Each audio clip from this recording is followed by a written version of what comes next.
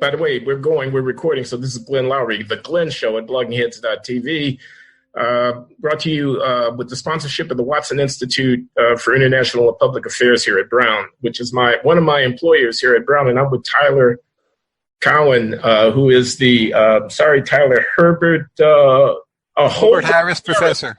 Holbert Harris Professor of Economics at George Mason University, who is a prodigious author of books on the economics of culture and other things, who maintains a podcast called Marginal Revolution, which I gather has some attention, and writes columns for places like the New York Times and other places. Marginal Revolution's my blog. Podcast is Conversations with Tyler. Thanks for the correction. Conversations with Tyler is the podcast. Marginal Revolution is the blog, commenting on all manner of things. And so we're both economists here, and I thought we might have some fun talking about economics. And you have a new book out called Big Business, a love letter to an American hero, which defends big business against the unrelenting onslaught of cultural critics, left and right for that matter, and I think is worthy of some attention. So again, thanks a lot, Tyler, for coming on the show. My pleasure. Thank you, Glenn. Let me start by asking you about the book. I think that's the most important thing. Why are you moved to write this a tribute to the contribution that big business is making to American economy, American culture and life, and so on? What moves you? I noticed 3 to 4 years ago on social media how much people were unrelentingly attacking big business, and now it's in our politics. So Tucker Carlson just gave a talk at an event last week, and it was called, I think, Big Business is the Enemy of Your Family. If you look at Bernie Sanders, Elizabeth Warren, there's a pretty strong hostility toward business. And the purpose of this book is just to lay out the facts in a dispassionate manner and see which criticisms are true and which are not. And overall, I think the correct portrait of big business is much more positive than what you hear from either today's politics or today's social media. That, in a nutshell, is the genesis of the project. That was well stated. Sounds like you said it before. Okay, so Tucker Carlson's criticism sounds to me like it's coming from this familiar right of center, sort of worried about the way that capitalism erodes culture, erodes the standards of, morality and whatnot that we rely on, that undergird the free market. And Elizabeth Warren criticism sounds like it's coming from the left. Like it's X% of the people hold Y% of the wealth, where Y is much bigger than X, and we got to do something about it. Those are very different lines of criticism. Are you concerned about both of them? I'm concerned about both, but I think they're not always so different. So both sides want to split up the big tech companies, for instance, even though I think evidence of net harm is extremely weak. People on the right are complaining about inequality of wealth also, or inequality of income. And Elizabeth Warren is taking up the baton of economic nationalism and criticizing multinationals for not being loyal to America. Tucker Carlson says exactly the same thing. I'm not saying their views are identical, right? That would be crazy. Right. But there's more convergence than one might expect, given how polarized America seems to be. Okay. Why do you think that's so? I know you have a chapter in the book toward the end where you consider the question of why is big business, if it does so much good as you claim, such a pariah in the minds of so many people. I think there's a levels issue and a rate of change issue, as is often the case in economics, as you know. The rate of change possibly is the result of social media, that it's easier to criticize on social media than to praise. There's a higher return from complaining about something than just being bland and positive. But in terms of, the level of our lack of trust in business, I think a lot of that is our natural human tendency to judge everything, abstract institutions, rules of just conduct, companies, governments, as if they were people, and to apply the personal standards to them that you would apply to your friends. And then, of course, big business won't look so great, right? They keep you waiting on the helpline. You're waiting for 4 minutes. You feel they should have picked up the phone in 20 seconds. This is unjust. Your friend wouldn't treat you that way. The actual evidence shows big business is not more fraudulent than just plain old individuals. Yeah, I was intrigued by that discussion in your book, the evidence that you brought to bear about the ubiquity of fraud and lying in everyday life. People lie at the dating sites with a very high rate and so forth and so on. So if I think my banker or the internet commerce company that I'm dealing with are cheating me, I better watch out what my neighbor or my marital partner is saying. Or if you're hiring someone, what's the rate of lying on resumes? Sure. It's very hard to estimate, but people will even admit to a pretty high rate of lying. Yeah. Okay. What's so good about big business? What are your top three things? Well, this is really very simple, but look, it produces stuff, right? It innovates. It gives us jobs, and very often, not always, it's a kind of oasis of social tolerance and progressive advancement. So big companies were in the forefront of normalizing gay relationships, which in turn became gay marriage. To me, that was a big positive. The general incentive of big business, at least today, is to market to everyone, to want to hire all the talent possible. This makes big business more inclusive. I think the overall record in recent times has been pretty good. I'm beginning to understand Tucker Carlson's concerns even more. Yes. As you speak, he's going to be worried about Nike responding with a Colin Kaepernick ad or something like that because it's got a market with a lot of, let's say, urban consumers, and it's calculated that its net worth is going to be greater as a corporation if it does that. And yet, Tucker is going to say, Glenn Loury is indirectly saying, it undermines the sort of foundations of comity and a democratic cooperation across racial lines in the society. He's going to say something like that. That's right. I think as a general rule, when you are prominent in the public arena, you can't please everyone, and the people you upset will be more upset than the people you please will be pleased. And that, too, tends to make big business less popular. But there's more of the latter than the former, thank God. Yes, but intensity of desire matters in our world, not always for the better.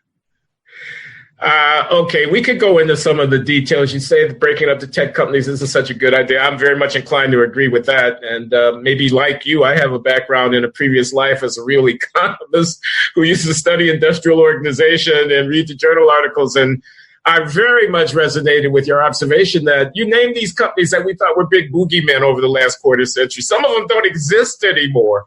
The technology of, William Baumol and those guys are right about contestability.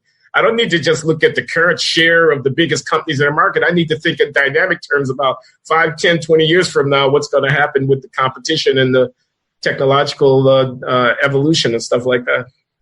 And also, when the price is zero and the product is given away for free, a lot of the anxiety about market power, it does not resonate with me in the same way as, say, in the bad old days when you had monopolizing robber barons. It's simply a different situation.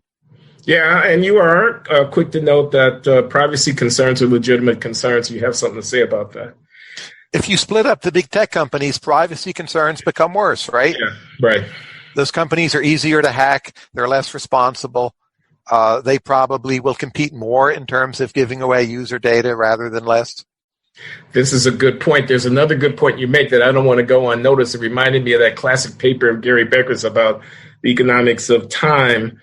And your observation is that the internet being ubiquitous everywhere and also mobile available gives people something to do so that their next best use of their time is not such a bad use. And that means that you can't really hold them up that much because they'll move on. That's right. The big exception to that is healthcare. So I think we should be much more worried about healthcare market power because you can't say, oh, I don't need this hard operation. I'll go read Facebook. But you can say like, oh, I don't need to buy this tennis racket. I'll stay at home, on YouTube, and that will be almost as fun. So a lot of market power in other sectors has diminished because the next best use of your time is pretty good, and it's free. I don't know about you down there at George Mason, but up here at Brown, I've got some radical colleagues, and they want me to say the following set of things. And I'm going to ask you some questions and ask you to deal with them. Sure.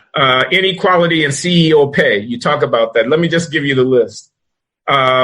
Banks, Wall Street, financial derivatives, systemic risk, and people going not bearing the any responsibility for wreaking havoc on the economy.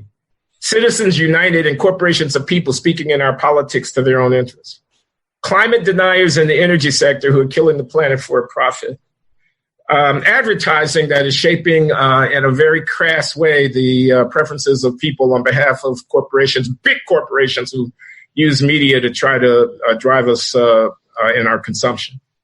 Those are a few of the concerns that I think people might want to hear you respond to if you're going to write a love letter to big business.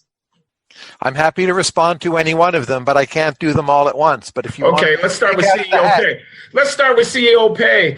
The guy who's the chief executive officer is making 400 times what the line worker is making, whereas in Germany he's only making 40 times what the line worker is making. I make the numbers up, but you know what I'm getting at. Sure. What do you have to say about that?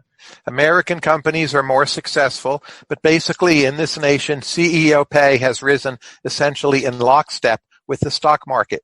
So if you pay your CEO with equity or options to motivate him or her, and the stock market does well, CEO pay will do well. You don't have to completely morally approve of the resulting income distribution. I'm just saying the process is nothing sinister. It's common sense. America has the largest and most successful companies. CEO is a very hard job, and CEO pay has gone up, mostly because of supply and demand. No one ever says the latest sports star at the Golden State Warriors is making X times what the guy who's selling popcorn in the stands is making, or the woman who's taking tickets at the ticket booth are making. But everyone says that the CEO at the corporation is making, again, a gazillion times more than the line worker. If I would not expect any kind of parity, and the question of inequality wouldn't even arise in the first instance, why does it arise in the second instance? Well, let me offer another fact, because I think it arises due to a misconception. Most of the income inequality in America arises from differences across firms. So the line worker and the CEO, say at Google, are earning more than for lower productivity, small to medium-sized enterprises. The growing gap is not within the firm. It's that the more successful firms are pulling away from the less successful firms. Now, that's a real problem. We should not neglect that. But I think the answer is you want more highly successful firms, not that you want to knock down the winners you have. And I think those numbers are not well understood by people. They think the story has been that titans, say in Walmart or other well-known companies, are somehow pulling more money away from the lower scale workers in those companies. And that is not what the numbers show. Okay, well, I do have a question about the fact that you just stated. Most inequality is due to cross-firm differences in productivity, not intra-firm differences in compensation. And growing cross-firm differences, right? So we're talking about rates of change here. Oh, okay. The change in inequality is largely a consequence of the change in inequality between firms, not individuals within firms. Some firms doing really well and the others not catching up. So that's a big problem, right? Because if I look in a cross-section at differences in, let's say, education, I'm going to see inequality, right? I'm going to see a return. But I don't think all the highly educated people are concentrated in firms that are doing well. They're spread across the different firms. So I'm trying to square the one with the other. They're spread less than they used to be. That's the striking thing. I see. Okay, that's interesting. But now what about self-dealing? What about boards of directors that are giving fat, golden parachute-laden contracts to these guys? They all belong to the same clubs in Manhattan, et cetera. If you look at the data on private equity, which typically holds firms in a highly concentrated fashion and does not have sweetheart deals with the CEOs, they pay their CEOs very high amounts, arguably even higher. And that, to me, is suggestive evidence. Larry Summers has pointed out the same, that high CEO salaries are not mainly due to some kind of trick dealing. And that, in general, other pieces of evidence don't seem to support that, like what insiders versus outsiders get paid. If you look at the predictions of that theory, generally the support is pretty weak. I thought the study that you cited about the deaths of founder CEOs and the consequence of that for company valuation was also pretty impressive, telling me that there's some unique factor that's brought to bear by, in this case, founder CEOs that create value in the company, which you would expect them to be compensated even if the CEO having that talent were not a founder. And those people seem greatly underpaid relative to the value they add. So if you're a 36-year-old founder and you're hit by a bus and you're gone, your firm is worth a lot less. And you are not capturing all of that value. That's what the evidence shows. Okay, CEO pay. As far as you can tell, these guys, they're mostly guys, are getting what they're worth. They're worth quite a bit because the value of what they help to produce is quite a bit. What about? Look, there is overpaying. It's like with athletes, right? You don't always know who's going to be a good CEO. Yeah, so no. On average, half of them or more are overpaid. One has to grant that. No, I like that point as well. Ex post facto, finding someone who failed but also is getting a high salary, it's not proof that the high salary wasn't ex ante justified. Correct. Right? We're both overpaid, right? Well, wait. Anyway, moving right along, okay. What was on my list? Finance, Wall Street machinations, banks being bailed out. Debtors don't get their debts canceled, but the lenders get their loans underwritten. Derivatives, a lot of mumbo jumbo stuff that nobody can understand, where people are doing deals and making money apparently out of thin air. What's up with that? Elizabeth Warren doesn't like it, Tyler. Again, a lot of different issues in there. Many of those complaints are correct. So my book is not an apology on all matters. My book is to look at the facts and make an objective judgment. So arguably, a lot of homeowners should have received relief on their mortgage debts. Again, many economists argued this at the time. It was not politically feasible. What we did with the bailouts very likely was unfair. Financial sector was in large part responsible for many aspects of the crash. All those criticisms I would accept. But, you need to also ask, what are the benefits of the U.S. financial system? It is probably the best system in the world. It does a pretty good job of allocating more capital to growing sectors to boost innovation and growth. It is not out of control in terms of its size. We have this funny setup with deposit insurance, and the taxpayer is on the hook, and that necessitates some bailouts. That is unfortunate. I don't actually know how to get out of that box, but I think the net picture is that the U.S. financial system, in fact, does a lot of good. But I accept a lot of those criticisms. Where are you on cryptocurrencies? I am hopeful but skeptical, so I think we should let them flourish and let people try to innovate. I don't yet see exactly what they're good for. I don't view them as a competitor with money, the U.S. dollar. But if you think, are they a better hedge than holding gold? Maybe they will be. So if they just eat into some of the market share of gold as a hedge, they're actually going to do pretty well. So, let's see what becomes of them, is my view. Oh, I just came back from a conference at Bretton Woods that Peter Thiel had financed, where that was all the rage. All they were talking about was cryptocurrencies. All these hip San Francisco residing, not only San Francisco, but, 30-somethings who are going to change the world, and they think cryptocurrency is going to be one of the tools they use. They're for the Libra. They want to see Facebook create a currency with its billions of users that would allow for transactions that would go under the radar, that would, et cetera, et cetera. I don't know what world we're moving toward, but these guys are very excited about it. But they cannot explain to me what is the killer app. So my view of Libra is that it's interesting, but if and when Facebook really tries it, Facebook would be regulated as a bank, or the affiliates or associated institutions running Libra will be regulated as a bank, and they will in essence lose their ability to do anything really new or different. Maybe that's too much regulation, I'm not sure, but I'm not as excited about those prospects as many other people are. But you make an interesting observation that you have to endogenize the political response to the financial or the economic innovation before you can evaluate it. And I think that makes a lot of sense to me. But I got a list here, and the next item on it was Citizens United corporate speech and the undermining of democracy by profit-interested entities that are able, with their large financial footprint, to sway elections this way and that and shape the broad contours of public policy. How's that democratic? There's a long-standing literature in political science looking at campaign finance, and near unanimously it finds that the influence of campaign finance is very much overrated by the popular media and by complainers. Now, Citizens United is still a relatively new decision, so I don't think we have enough data to fully evaluate it. But if you look at some of the facts we have, which is not at n equals 30, but we have Trump being elected, who is not really supported by any of big business initially. he wasn't supported by campaign finance at all. He had much less money than Hillary Clinton. Nonetheless, he won. I'm not suggesting one data point proves anything, but just the patterns I see so far are not that Citizens United is the problem. The candidates wanted by big business are often kind of mainstream liberal, globalizing Republicans who will bring a steady hand to matters and keep America very normal. It's not what we're getting.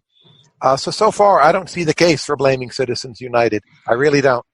Okay, well, that's Citizens United, but what about the broader point of business influence on, lobbying and congressional legislation and the way the policy agenda evolves and various industries protecting their interests? Well, I think it's very bad in the healthcare sector, right? Big pharma, insulin is very costly. We should have free trade in insulin drugs. It would be much cheaper pretty much immediately. We don't because of lobbying corporations. I completely accept that criticism. But look, for the most part on economic policy, big business wants predictability. They want a pretty high level of immigration. They want something not too far from free trade. What they want is not so grossly unacceptable compared to a lot of other American interest groups. So I don't view them as some kind of unique villain. Big business is killing the planet, though. You're going to have to concede that. You got to concede that Exxon and company want to pump all the hydrocarbons and see people burn them. And we all know what that implies for the global planet crisis. I agree climate change is a big problem. Killing the planet, I think, is a modest exaggeration. But I absolutely favor a carbon tax and other regulatory measures. I'm a big advocate of nuclear power, which is truly green energy. The bottom line is this: to solve our climate change problem, we actually will need the cooperation of big business. And if we simply demonize it and call them the villain, it seems to me that's a step in the wrong direction. But do I think big business has been irresponsible on this issue? Absolutely. Do you think they've fostered a kind of denial of the implications of what we know from science about this crisis? I don't know. I look at many, many countries, and most of them still subsidize fossil fuels. And a lot of the carbon taxes that have been put into place have been weakened or eliminated, including in countries like Canada, Australia, the permit trading scheme of the European Union, supposedly like a more left-wing unit than the United States. That essentially has been made worthless. So I think it's a general problem. Voters don't want to pay more for energy, and we are all short-sighted. Big business is part of that problem. But if you think big business here is the unique villain, again, I think that's quite a misunderstanding of the situation. Yeah, I commented here at the Glenn Show some time ago that 300 economists had signed off on, maybe you were one of them, I was. I think Larry Summers might have been the person pushing this, or Janet Yellen, somebody. Yes, I signed that. 3,000. It might have been 3,000. 3,000, I think. Basically saying, when you get the prices right, please, let's not try to dictate every plant and every source of production or whatever. Let's just let people know what it's costing us and let them figure it out. That's the best way. Can you help our listening audience understand this elemental point? But look, I don't completely agree with that. So I think there's liability law and there's regulation. The government at some level has to make some judgments as to which energy sources are worth doing. So let's say that you, like myself, would like to see more nuclear power. You need to have liability regulation structured in such a way where that is possible, where there is enough protection on the liability end that insurers will cover the plants. So I don't think you can just say, well, let's change this one price and everything else will take care of itself. You need to make other legal decisions so that the alternatives, wind power, a great thing, I'm all for it, but you need to strike down a lot of the NIMBYism. That's an independent legal decision that needs to be made. So I don't think government neutrality across energy sources is really possible. It's a nice ideal. But I think some of the economists are overselling economic reasoning when they use that line. I'm going to take that as a friendly amendment. You're not against prices. You're just saying it's necessary but not sufficient, if I understand you. You need tinkering with the legal system as well, yes. When there are externalities and they're kind of implicit property rights, like the right for me not to be inundated with radioactive material from a careless nuclear power plant, of course, the government is the only vehicle that you're going to have to resolve those problems, no? That's right. Or to decide when you can put up a wind farm and maybe kill some number of birds, right? Because that does happen. Yeah. Okay, that's good. I'm almost at the end of my list of, oh my God, you really think big business is worth a love letter? And on that list is advertising and the shaping of consumer, the crassening, the coarsening of consumer taste on behalf of seeking out profit. Advertising is much more targeted than ever before. We've eliminated a lot of useless advertising. Advertising tells me all the time about things I want to buy. Amazon sends me information about books. I buy them. That's pretty awesome. You know, I can go to my TV and there are channels with very few ads that cost more money, and there are channels with a lot of ads that are free, and I get to choose. I don't have to subscribe to HBO. It seems to me we have a pretty good system where the consumer has a lot of control. Always the complainers about advertising are like, oh, it forces the other people to buy things. They never say it forces me, right? They're always some kind of pristine, perfectly rational choice. They never say, oh, I read Ben Bagdikian's book about advertising, and his argument falsely persuaded me to be critical of advertising. So it's always the other guy who's like the victim. So I don't buy that. I think advertising is often great. Maybe we have a bit too much of it. It's very low on my list of social problems. Very low. Do you count yourself a libertarian, may I ask? I would say a small L libertarian, Okay. but I don't know what the word means anymore. When I'm in a room with quote-unquote normal people, I'm usually the most libertarian one there. When I'm in a room with libertarians, they all think I'm not a libertarian. I don't know. Well, I noticed that you describe your field as the economics of culture, and your ideological or sort of theoretical orientation is neoclassical economics. I must say I rather like that. I'm not an economics of culture person, but I'm definitely a neoclassical economist. And we're not in such good odor, I noticed, in many quarters. Neoliberalism, I mean, belief in markets and stuff is getting a lot of flack. We're less popular every year, in my opinion. Yeah, what's going on? I mean, this is going in the wrong direction. We know some things, don't we? We economists trained in the 20th century about the way the world works. Some things like minimum wages is not the way to take care of people at the bottom end, things of this kind. Some things like privatization of the provision of public services can often be a more efficient and effective way of delivering those services to people. But we've screwed up a lot too, right? So I think there's a generalized loss of trust in many things, not just economists. Organized religion, Congress, big business. Economists are part of the wave. I don't take it personally. I don't feel it's directed against us. But one thing that happens with social media, all the economists shoot their mouths off, and the ones you disagree with bug you more than the ones you agree with please you, and everyone ends up a bit disillusioned. So I worry about this loss of trust. I mean, to some extent, we deserve it. We've missed a lot of calls. How have we screwed up? Yeah, tell us about that.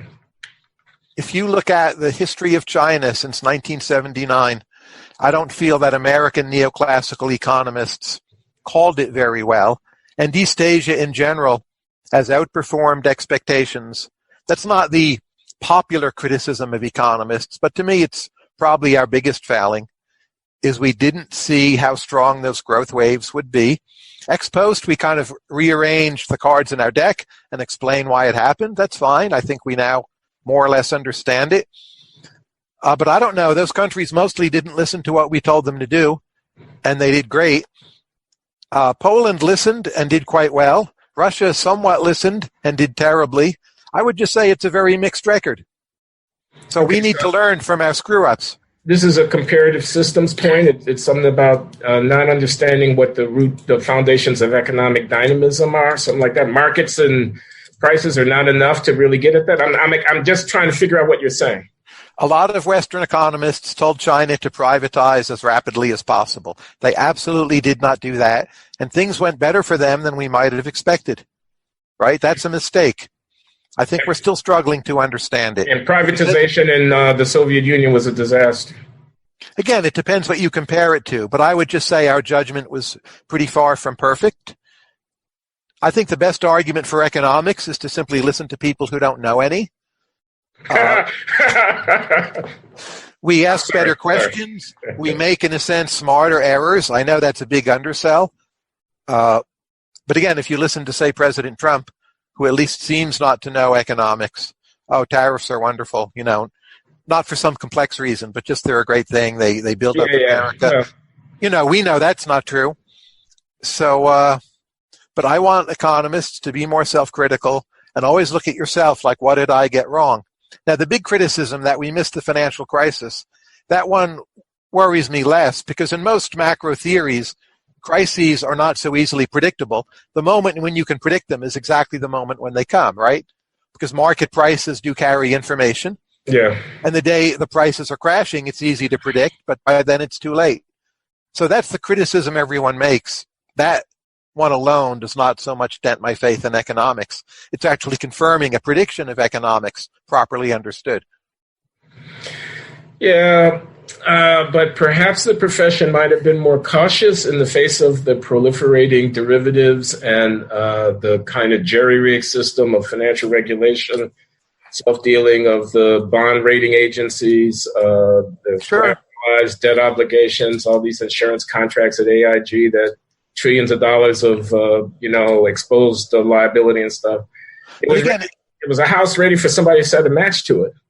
But compare us to Ireland, which had a very simple housing market, not much in the way of derivatives or complex financial instruments. They had a crash worse than ours. So how much did those derivatives contribute to the crash as opposed to just excess confidence and enthusiasm in real estate? I genuinely don't know. I hear a lot of very rapid judgments full of emotion. I think the better answer is to say we don't know in terms of apportioning relative fault to particular players. There's a lot of excess confidence still. Just like we had excess confidence before the crash, there's now excess confidence assigning the blame. Yeah. I don't doubt some of those parties were partly guilty. I really don't. But I still think we don't understand the whole story very well. I mentioned to you before we started in the email that you and I had a dear friend in common, Thomas Schelling, who passed away a couple of years ago, great economist, Nobel laureate and whatnot. He was your thesis advisor at Harvard in 1987. Man, that's a deja vu all over again when I read that. Because I was there teaching a course at the Kennedy School with Tom. He was my mentor and dear colleague. So we overlap. We have this in common. Tom was a man of such integrity and curiosity, and he would just, live for discovery and thinking like an economist. He was a phenomenal scholar, deserved more than one Nobel Prize, and for me, it's one of the great honors in my life to have known him and had a chance to work with him.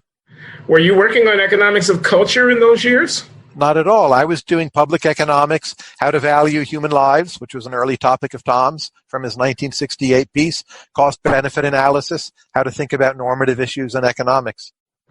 And Dick Zeckhauser and Joseph Galt I worked with also, all from the case. Yeah, I know those guys. Of course you do. They're all great. Indeed. Okay, so I'm looking at a list of some of your book titles that have just blown me away. And how many books? What are you working on now? Let me ask you that. What are you working on now? I'm just starting new work on what do the social sciences know about how to find talent. But this is not very far along at all.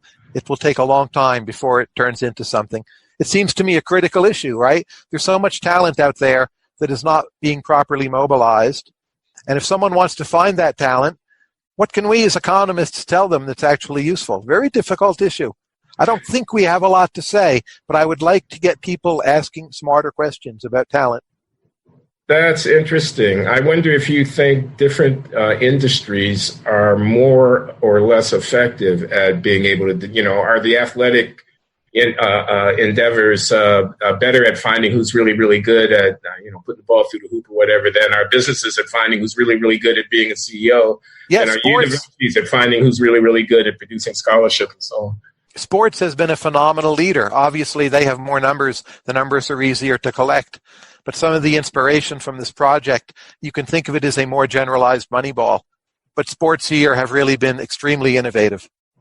Yeah, okay. Well, we'll all stay tuned to that. But I'm looking at what price fame? What's that about?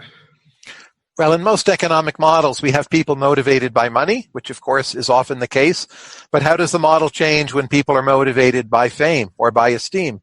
And indeed, that's often the case in academic life, right? You could earn more money doing something else, but there's the respect of your peers.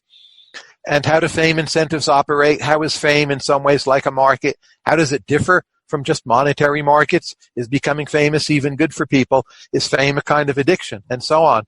So it's a very, so cool. very 18th century set of questions, right? Adam Smith wrote on them, Samuel Johnson, Jonathan Swift, and I'm trying to use updated modern microeconomics applied to earlier 18th century questions. Well, it makes me think about Robert Frank, actually, although I don't know he's ever specifically addressed himself to the fame question, but choosing the right pond kind of question. But for Bob, fame and status, it's all zero sum. Like one person is more famous and others less famous. I think that's usually not the case. One thing the internet has done is proliferate all of these niches where people can be famous in many extra ways. So you can be like the number one person at this kind of video game and feel pretty good about that. I think one of the things the modern world has been good at is increasing the supply of fame rather than just reallocating it. So my model is very different from that of Bob Frank's, though I admire his work. So what would be something that a workaday economist might appreciate that's new once we start thinking about fame as some reward or quote compensation, close quote, that might motivate people in their economic activity? Well, what insight do you get out of using fame as an outcome?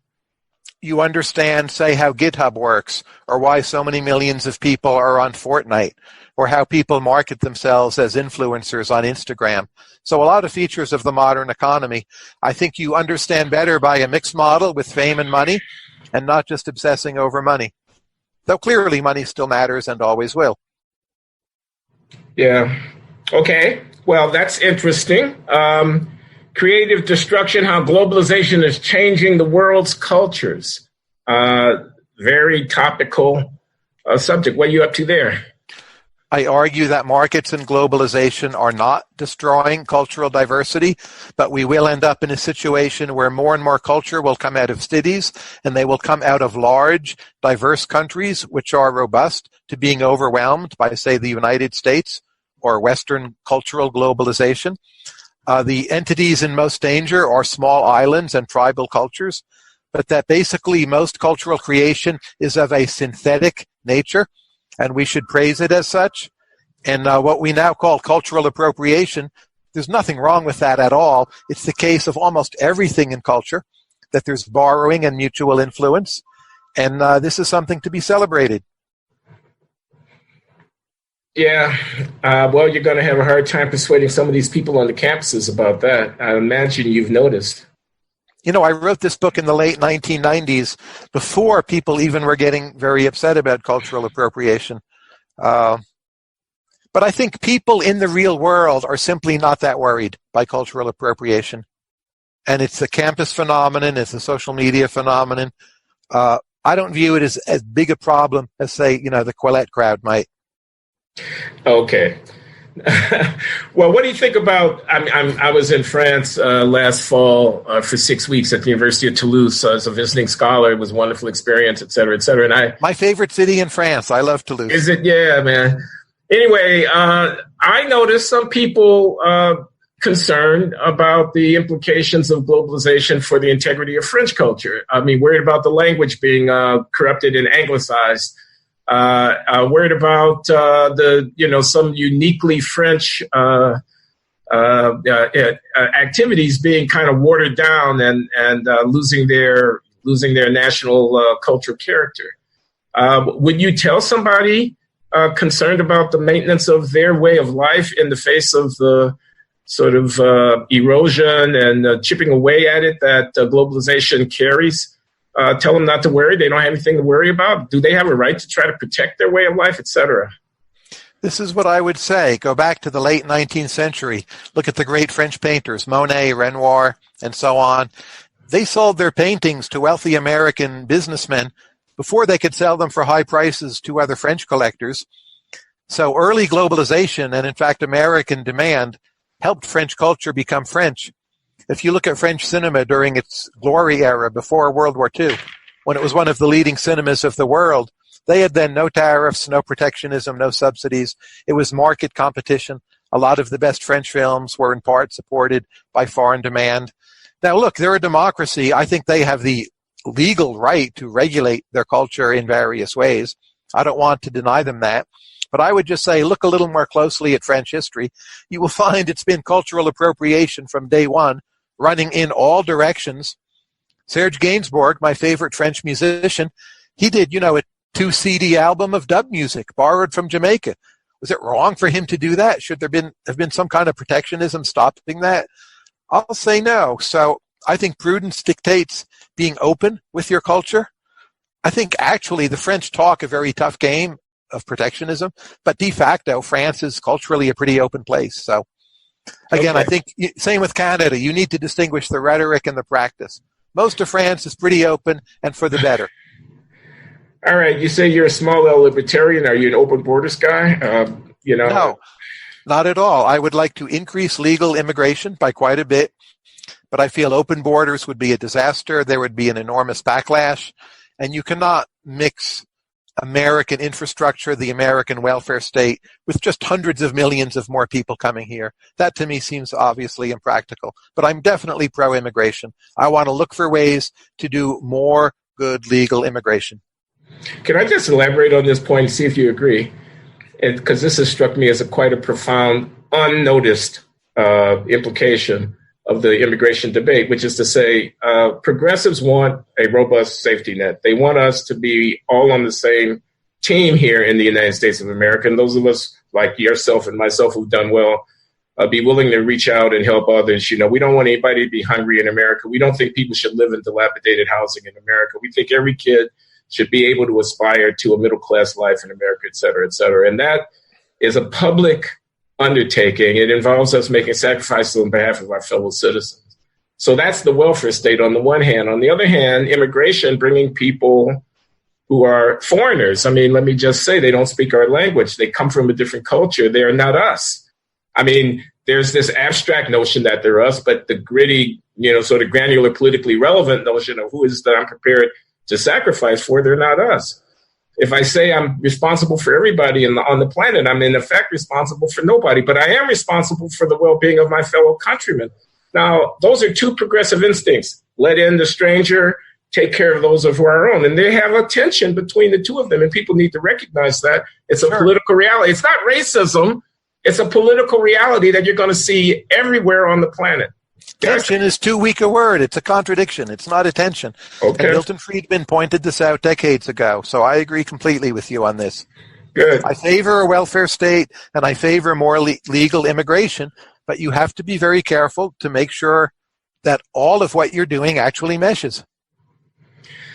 All right, Tyler, this is a wonderful conversation. I want to ask you, since you are a man who studies culture and economics, what you think about the role that cultural differences between groups within the United States plays and disparities in their social and economic outcomes, or if any. And please, I don't mean to embarrass you by asking questions that you're not, that you say that's not my field or whatever. That's an acceptable answer. But I'm looking at the overrepresentation of Asians amongst people who are doing outstanding work in the academy. You go to UCLA, et cetera. I know you've been there. You know what I'm talking about. There's this big lawsuit at Harvard. There's this concern about New York City exam schools, et cetera, et cetera. There's a book out there called The Asian American Achievement Paradox by two sociologists, Jennifer Lee and Min Zhou. And they survey people in Southern California of Asian extraction, and they tell a story about, the cultural roots. In my words, they would probably deny that they were even talking about culture because they're sociologists after all. But it seemed to me very obvious that they were. On the one hand. And then on the other hand, you've got, the vast overrepresentation of African Americans in the incarcerated population, the high murder rates in pockets of some of our cities and so forth. And maybe those are the wrong things to point to in the context of discussing culture. You got vast differences in family structure and out-of-wedlock birth rates and what. Maybe those are the wrong things to talk about in terms of talking about inequality. All right, I'm done. I think I've asked my question. Groups, culture, and inequality within the domestic economy. There's a lot of different issues in there. Let me just make a few points. It seems to me that some East Asian groups have in recent times been phenomenal cultural innovators. So look at, say, Korean Americans who have done very well in terms of income and education. If you go back to even 1960, which is not that long ago, South Korea was poorer than many parts of Africa. No one talked about any kind of educational marvel. The earliest of Korean immigrants to the United States, it was not obvious that they would do well, but there has been a recent cultural innovation of parents pushing their children in particular ways, and it has worked. I say more power to them. There are groups from Nigeria, Igbo most prominently, who are doing very, very well, say in Great Britain, often in mathematics and other areas. They're top leaders. And we don't know enough about early history to see the whole genesis of this, but I strongly suspect it is another fairly recent cultural innovation. So I'm all for entrepreneurship and cultural innovations, and I think we should admire the East Asian groups that have pulled this off. And I hope for those practices to spread, and in fact, I think they will. I think we're seeing that already. Well, what intrigues... Doesn't cover everything you brought up, but feel free to. I will. I just want to comment. What intrigues me about this framework that you just elaborated is the emphasis on innovation. And that's an anti-essentialist kind of observation. You're not saying the Koreans, have some stuff, Koreanness that is this or that. You're saying you have a group of people, as I understand you, confronted by various exigencies who adapt and respond to them. And some of them have been very effective in tailoring their adaptations and responses so as to foster their success. And that is something very much worth thinking about. And as I reflect on this sociology work that I was mentioning, how much of the practices that they document there are in fact innovative, are the adaptations of first and second generation immigrants to the opportunity structure that they encounter when they get to the United States. And I don't know the answer to that question, but it's a different way of thinking about it than just saying the Chinese are like this, the Koreans are like that. The Igbo, well, of course, they had that horrible ethnic conflict in Nigeria back in the 1960s, Civil War, Biafra, and all of that. Yes. And I noticed not only in migrant communities in Britain and in the United States, African migrant communities where Igbo Nigerians are overrepresented amongst high achievers, but also on the continent. There are Igbo doctors, scientists, so forth, innovators, entrepreneurs, business people all over the African continent, East Africa and South Africa. A colleague of mine, political scientist, and I ran a program during the summer for a few years where we brought scholars from the developing world in here to Brown University to talk about ethnic inequality and conflict. And a vast overrepresentation of Igbo Africans amongst those applying for that program was noticeable in the application pool. So anyway, I just want to extol this idea of cultural innovation, innovative, and not an intrinsic sort of ethnically bound set of characteristics that are timeless or something like that. And look, I know if I go to Ghana, go to the capital, Accra, I can walk around late at night solo at 11 p.m., as I can do in the capital city of Ethiopia and many other places, and be very safe, safer than I would feel in Paris. I'm not telling you I can explain the details of all of that, but again, it is another marker for the fact that we should not be so essentialist. We should think about cultures and innovations very, very carefully. Innovations in family life and family structures, legal marriage. Systems, many things, right? Economies. Ghana now seems to be a pretty stable nation state, but you go back several decades ago, it had military coups very frequently. Somehow it's now a paragon of politics in Africa. It's quite democratic. There's vigorous debate. It's a safe nation. How did that change come about? I genuinely cannot explain it to you. I asked Kwame Anthony Appiah in my podcast with him recently. That will be out on Wednesday. I'm not sure he knows. But the point is these changes happen, and we need to take change and cross-sectional variation more seriously.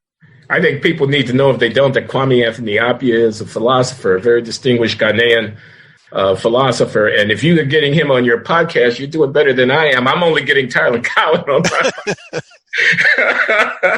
I'm joking. No, I told you we were overpaid, right? Yeah, you did. Listen, I read that you were attacked in a classroom by a student who pepper sprayed you on behalf of making a citizen's arrest. Did I read that correctly? He was not a student. He was a person from the outside world who came and violently abducted me. In front of your class? Yes. Unbelievable. I had no idea such stuff was going on in the American Academy. What was the aftermath of that? There was a trial. He was charged with 5 felonies and then judged innocent on grounds of basically insanity. Well, okay. The only such incident, are you worried about the climate on university campuses around the country in this time of such contention and conflict? I'm not worried about the climate on my own campus. I do read about places like Brown and wonder if those schools are evolving in the right direction. George Mason's a great place to be. They're very supportive of me. Our student body is truly diverse, which is wonderful. So we're actually not, hand-wringing over diversity. We're diverse. That's great. I enjoy it. And I'm happy there. So my personal situation, I'm very pleased with. But again, I visit many schools. I hear many things. I read many reports. It seems to me college-age Americans, I would like to see them be less enamored of socialism and political correctness. Okay, I'm not going to argue with you. That's my position, as well as people who follow this show know. I got to make this observation about George Mason, though, which is I know 2 people who are graduates of your program in economics at George Mason, David Scarbeck, sure, and Dan D'Amico. Sure, I know them both. They both happen to be up here at Brown, and they are some of the most interesting people, intellectuals, social scientists, that it's my pleasure to come into contact around here. They're not the only ones, to be sure, but they are really quite interesting social scientists, and they are not hidebound by a kind of narrow sort of technocratic approach to their studies. There is a kind of interdisciplinarity and whatnot. And I'm wondering what you guys are doing down there in your PhD program at George Mason that's different from what the rest of us are doing. They are cultural innovators, and we try to teach our students to be cultural innovators. And to some extent, I think we succeed. And in part, we do that by setting an example ourselves. But we also give our students direct training, like in how to teach, how to use social media, just how to be interesting. George Mason's a fantastic place to do graduate study, especially in economics, also in law. Okay, well, I hope to get invited to visit and give a talk sometime soon. No, we'd love to. We didn't know we could get you. You can get me, man. Okay, we'll do it. You can get me. Remember, I'm overpaid, though. Okay. I'm just kidding. Thank you, Tyler Cowen of George Mason University's Economics Department, author and podcaster and blogger, for coming on the Glenn Show. Really appreciate the opportunity to talk with you. My pleasure. Thank you, Glenn. You're welcome.